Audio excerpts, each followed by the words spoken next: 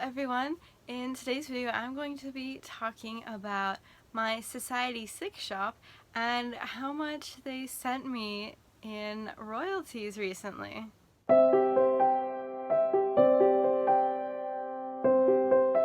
Welcome back to my channel, and just in case you're new here, hi, my name is Katie, and on my channel I talk about my own print-on-demand journey so that I can share all the tips and tricks I'm learning with you to make your print-on-demand journey just a little bit easier. Alright, without any further ado, let's dive right on into the video. So a little bit of backstory here. Around the same time, well, a little bit later, after I had first created my Redbubble shop and TeePublic shop and saw a bit of success on there, I also created a shop on Society6. And I think it was last August, and I uploaded about 21 different designs that I thought looked pretty good on their pretty nice range of products. And then kind of forgot about it because, unlike Redbubble, I was not seeing any sales for the first few months after I created the shop. So I thought, I guess this isn't quite as lucrative as Redbubble and TeePublic, so I focused pretty much all my attention on those two platforms and basically forgot about my Society6 shop. And then, to my somewhat surprise, in January of this year I sold my first ever thing on Society6. I believe it was a throw pillow, and got a whole $3. And then since that one sale in January, I got nothing. Until this past weekend. I think I was having a drink of water when I was looking at my emails and saw an email that said Society6 had sent me a rather large PayPal payment.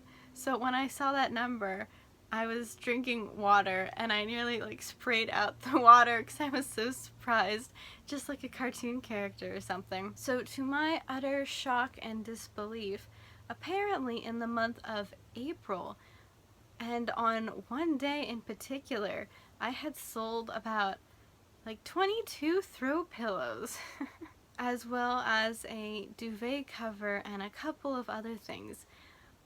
But I was just so surprised that even though Society6 does not allow you to change your artist margins for everything except for some art prints, so everything is set at 10%, even with just a 10% artist margin, apparently I managed to make $91 off of selling a whole lot of throw pillows in the month of April.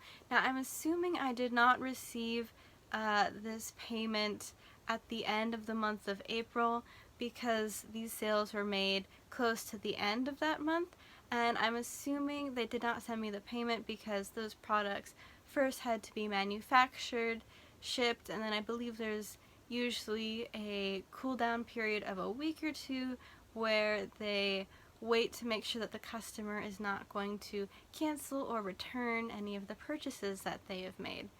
So that is why I did not receive this payment until the end of the month of May, presumably after this whole process had already taken place and been completed. So I guess I can now officially say that I am somewhat making some passive income off of Society6 as well, which was a happy surprise.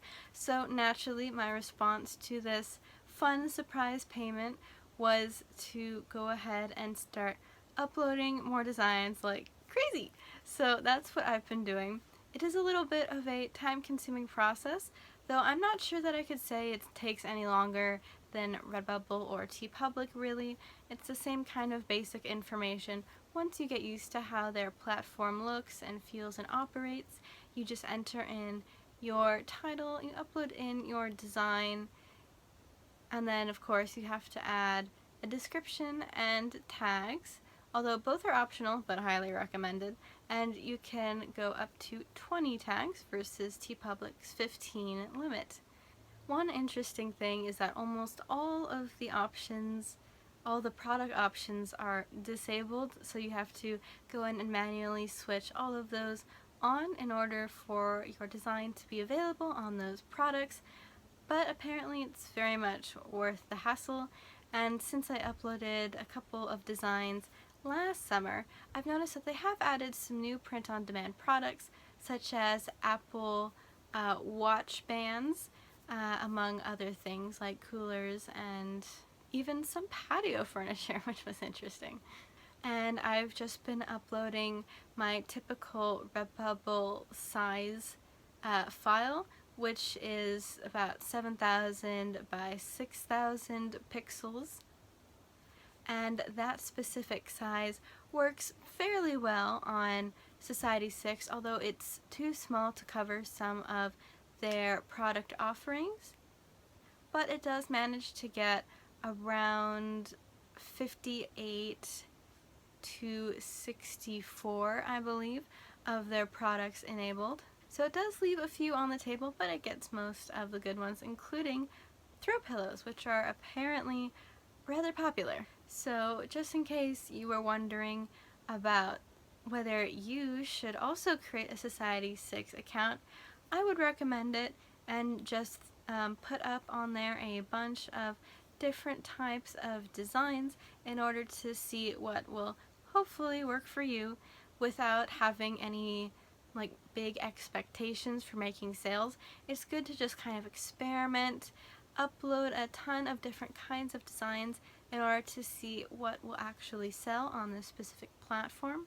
And as in my experience, who knows, it could take quite a while before you see any sales or any real amount of profit, but you know, when you do eventually get some sales, it's a nice surprise. And then once you see what sells, you can just create more designs similar to that one and upload those in order to hopefully make even more sales in the future. Thank you so much for watching the video. I hope you found it helpful, and please don't forget to boop the like button and subscribe for more content just like this. Alright, thanks for watching. I will see you in the next one. Bye bye!